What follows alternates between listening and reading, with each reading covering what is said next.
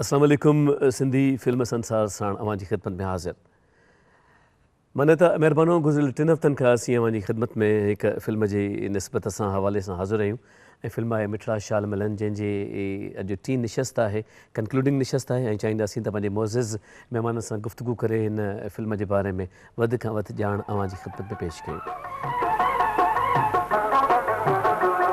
हिन फिल्म जे हवाले सां असां सां 2 हफ़्तनि खां मौजूदु आहिनि असांजा पंहिंजा साईं शाहिद भुट्टो साहिबु भलीकार बिस्मिल्लाह गॾायो इनायतूं। असां सां गॾु आहिनि वसीम साहिबु बि असां साण ई हूंदा आहिनि, महिरबानियूं अवांजियूं बि। ऐं हिन पासे निहारियूं था त असां वटि मौजूदु आहिनि GM चांद साहिबु तव्हांखे भलीकार असां सां ख़ैर सां गॾायो 3 हफ़्तनि खां हिन फिल्म जे बारे में। ऐं आख़िर में मुमताज़ शेख साहिबु मौजूदु आहिनि, तव्हांजी वॾा महिरबानी असां सां गॾु हूंदा आहियो हिन सफ़र में। ख़ातिन हज़रात, असां चयोसीं त हिन भेरे जॾहिं असां पंहिंजी हिन 3 साथ जी शुरूआति कयूं त प्रोफाइल्स खां इब्तिदा कई वञे ऐं कुझु नामी वजूद आहिनि जिन जो तज़किरो अवां सां करणु शुरू में ई बेनतहा हसीन आहे। असां वटि 2 प्रोफाइल्स आहिनि। पहिरियों प्रोफाइल आहे मूसा कलीम साहिब जो। मोहम्मद मूसा शेख वलद शेख अहमद 7 मार्च 1935 ते हैदराबाद शहर में ॼाओ, जिते संदसि वालिद सिविल सर्जन तौरु ख़िदमतूं सर अंजाम ॾींदो हुयो। संदसि 3 सालनि जी ॼमार में ई वालिद साहिबु वफ़ात कई ऐं मासी ऐं मामे वालिद सां गॾिजी नंढड़े मूसा कलीम जी परवरिश कई। जामिया अरबिया स्कूल मां मैट्रिक करण खां पोइ हुन किताबी इल्म खे ख़ैरबाद चयो ऐं पंहिंजे नंढपण जे शौक़ु शाइरीअ खे अवलियत ॾिनी। 1966 में खेसि फिल्म रंग महल लाइ शाइरी करण जो मौक़ो मिलियो ऐं 1969 में रंग महल जे रिलीज़ खां पोइ संदसि लिखियल गीत हर हंधि गूंजण लॻा। हुन फिल्मुनि जा स्क्रिप्ट्स बि लिखिया ऐं फिल्मी दुनिया में नेठि वॾो मक़ाम माणे वरितई। रंग महल ऐं ग़ैरत जो सवाल में शाइरी सां गॾु स्क्रिप्ट्स बि संदसि लिखियल हुया ऐं फिल्मी दुनिया में भरपूर 27 साल गुज़ारे हुन 8 जनवरी 1994 ते वफ़ात कई। जान छॾण महिल बि संदसि 3 अहम प्रोजेक्ट्स मेओ जंक्शन, चुड़ैल ऐं मोखी मतारा हलंदड़ हुया। सिंधी फिल्मूं आहिनि, वॾो अंग आहे हिकिड़ो रंग महल, महबूब मिठा, मिठड़ा शाल मिलन, जीजल माउ, सोडा पुट संजा, प्यार कयो सिंगार, प्यार तां सदके, मुंहिंजो प्यार पुकारे, ग़ैरत जो सवाल, लज रख, अच त भाकुर पायूं, रत जी रांदि, दोस्तनि जो प्यार, परदेसी ऐं प्यार, दुश्मन, दरिया ख़ान, ॾिठो वेंदो ऐं सजावल। ॿियो प्रोफाइल आहे दीन मोहम्मद शेख साहिब जो। 5 जनवरी 1941 ते शहदादपुर जे ॻोठ जादम जोड़े जो में ॼाओ। शुरूआती तइलीम टंडे आदम में वठण खां पोइ सचल सरमस्त कॉलेज हैदराबाद मां ग्रेजुएशन कयईं, तंहिंखां पोइ लेबर खाते में मुलाज़मत कयईं ऐं उतां ई रिटायर थियो। 1968 जी आख़िर में फिल्मी प्लेबैक में खेसि तॾहिं ब्रेक मिलियो जॾहिं SY अहमद खेसि फिरोज़ गुल जी मौसीक़ी लाइ रंग महल में ॻाइण जो मौक़ो ॾिनो ऐं दीन मोहम्मद शेख मोहम्मद यूसुफ खां पोइ फिल्मी गायकी में ॿियो मज़बूत नालो बणिजी पंहिंजी शोहरत हासिलु कई। हाय दिल नाशादा जे ॿोलनि खेसि जंग में मशहूरु करे छॾियो ऐं इहा शोहरत अॼु बि अहिड़ी शादमान आहे जहिड़ी काल्ह हुई। पंहिंजी हयाती जी पहिरीं फिल्मी प्लेबैक हिन उर्दू फिल्म नए अंदाज़ लाइ गायकी सां कई हुई, जेका फिल्म रिलीज़ थी न सघी। मौसीक़ी उन में फिरोज़ गुल साहिब जी ई हुई ऐं दीन मोहम्मद शेख वक़फ़े सां साम्हूं ईंदे केतिरा ई गीत असांजे साम्हूं आंदा। हुन गीतनि जी चूंड पंहिंजी मर्ज़ी ते कई आहे, पर बहरहाल संदसि ॻायल गीत पोइ भले उहे फिल्मी हुजनि या ग़ैर फिल्मी हिकु अलॻि मक़ाम रखनि था ऐं हिकु ख़ूबसूरत इस्तारे जीअं असां ई अवां वटि मौजूदु आहिनि। फिल्मूं आहिनि हिननि जूं रंग महल ऐं मिठड़ा शाल मिलन। चांद साहिबु, दीन मोहम्मद शेख साहिब जे हवाले सां चाहींदासीं त कुझु तव्हां ॿुधायो। दीन मोहम्मद शेख साहब से काफ़ी मेरी शनासाई थी जी। तो वो एक सॉफ्ट और नर्म तबीयत के आदमी थे और जैसे वो नर्म थे वैसे ही उनकी आवाज़ में भी वो लोच और वो दर्द, वो मोहब्बत भरी हुई जो उनके अंदाज थे वो उनके गाने में नज़र आते हैं। और बहुत जो रोमांटिक जो सॉन्ग है रंग महल का एक मिलिया प्यार वो तो यूसुफ साहब, वो दूसरा एक ड्यूट है उनका, जिंदगी वीरान थी हाय दिल नाशादा। हाँ हाँ, बहुत ही खूबसूरत, इतना दर्द जैसे एक इंडिया के एक जो फनकार हैं तलत महमूद, जितना दर्द उनकी आवाज़ में लोग महसूस करते हैं तकरीबन उनसे भी ज़्यादा इनकी आवाज़ में दर्द था बहुत। लेकिन बहुत ज़्यादा इनको काम करने का मौका नहीं मिला कुछ मसरूफियात की वजह से। तो बहुत इतनी खूबसूरती से गायकी होती थी जैसे उनका नेचर है और उनकी धुनें भी वैसे ही वो पसंद करते थे जैसे गाने। वो बहुत ही अच्छे इंसान थे। तो रंग महल में जो उनके गाने हैं बहुत मेलोडियस हैं, वो बहुत मेलोडियस, बहुत ज़्यादा। ममता साहब तव्हां कुझु ज़िक्र कयो अॻिते वधायो पिया। जी, दीन मोहम्मद शेख साहब तमामु वॾो आर्टिस्ट इन हवाले सां आहे त हुन तमामु थोरो कमु कयो जी। पर तमामु सुठो कमु कयो। चंद फिल्मूं हुन कयूं, हिकिड़ो शायदि मज़ाहिया गानो बि आहे हुनजो, उहो बि हुन ॾाढो सुहिणे नमूने कयो। ऐं रेडियो जे हवाले सां मां ॿुधायां त रेडियो ते बि हुन जा ॻायल कलाम तमामु घटि आहिनि पर जेके बि आहिनि उहे तमामु सुठा आहिनि। वाह वाह।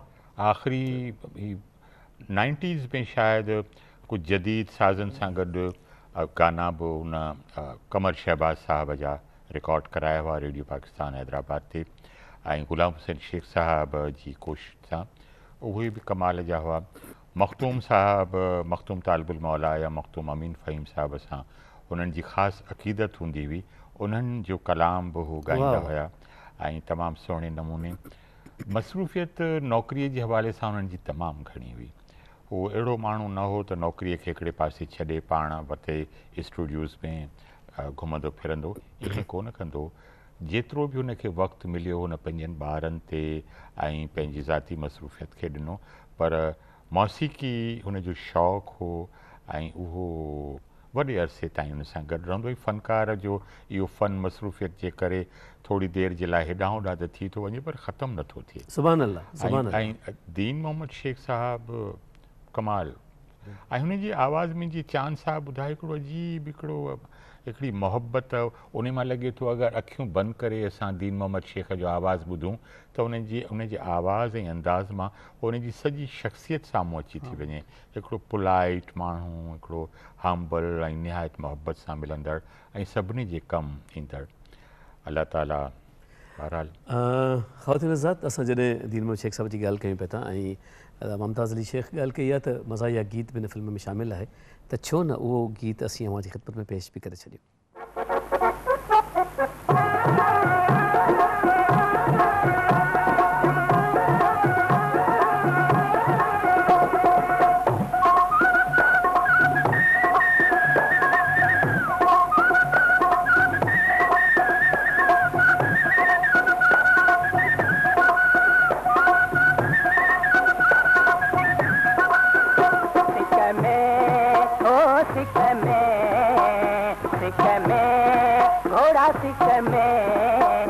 आयो पिरी पान सिंगारे के सुगारे मुखे तुम्हारे के सुगारे मुखे तुम्हारे।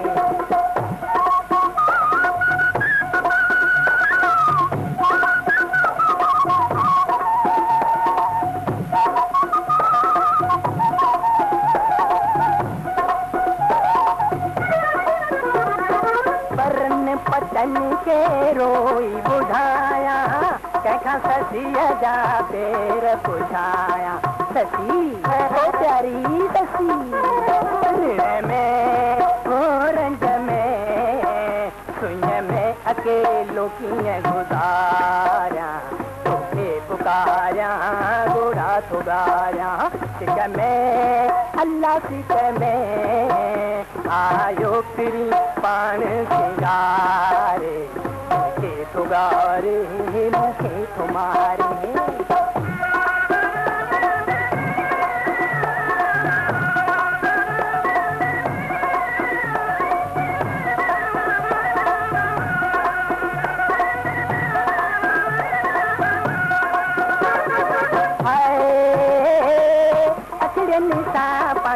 अखियों मिलाए और बजार सामू के पास आए कबूले आया कबूले गोरी हक सजन प्यो भराए, चाहे जियारे चाहे तमारे सिक में न सिक में आयो प्री पान सिंगारे के सुगारे मुखे तुम्हारे।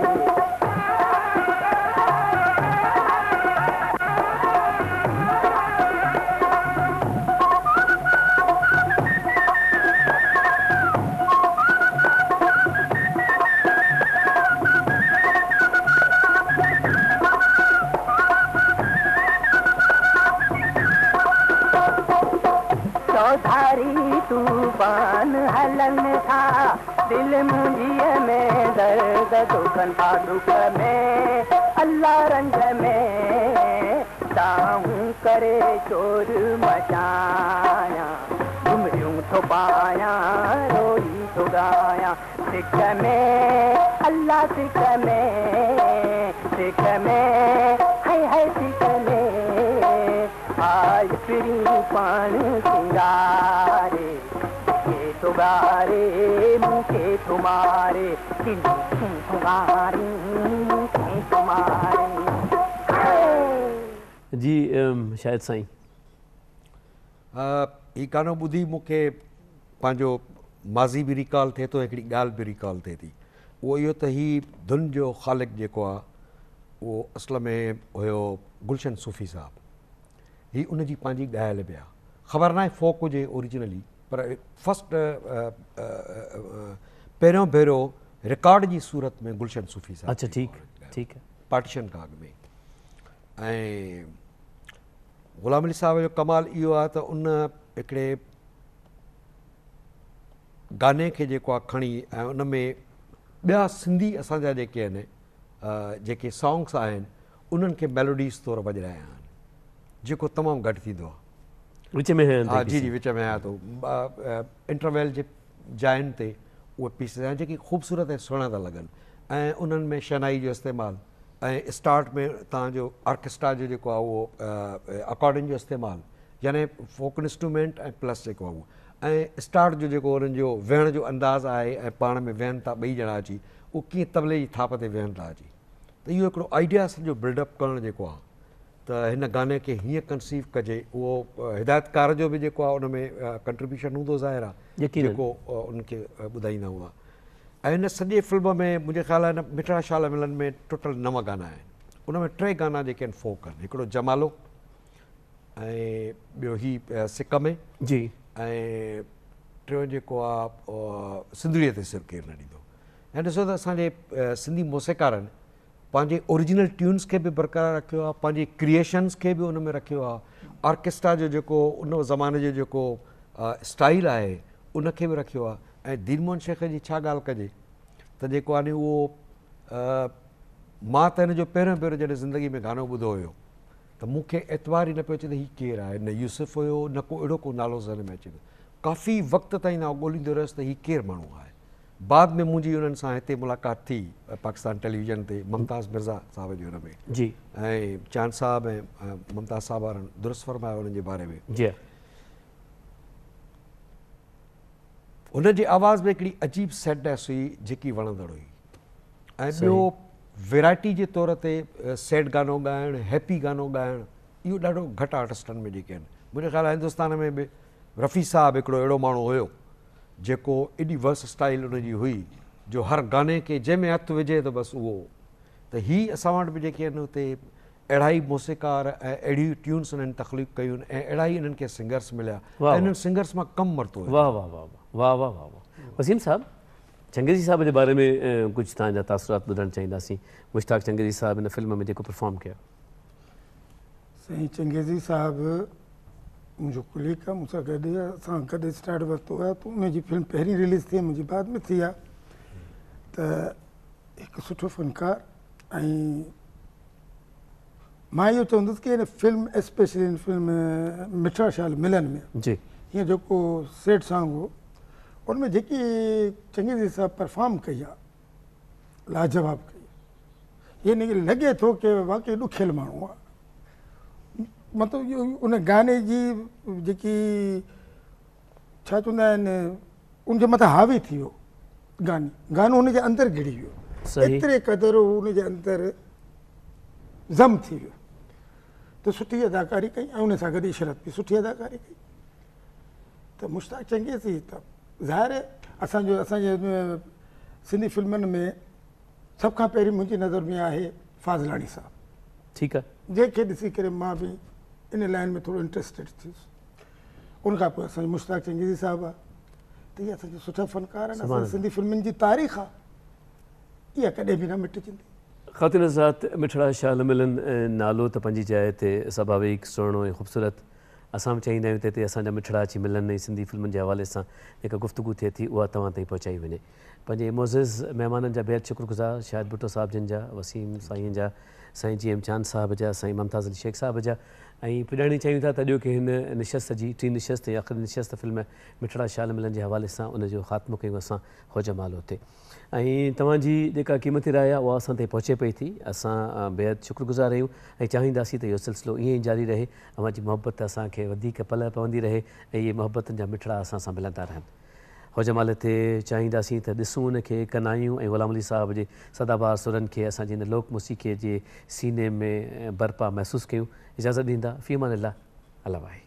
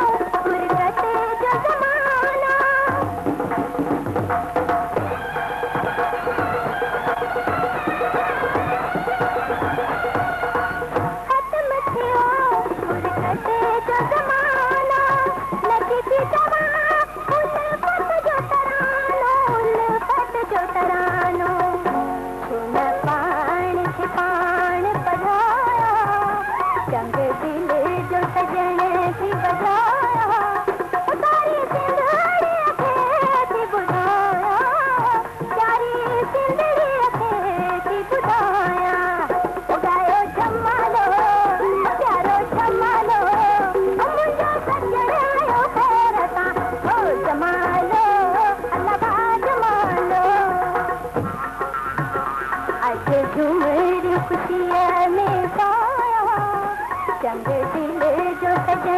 सीटी बजा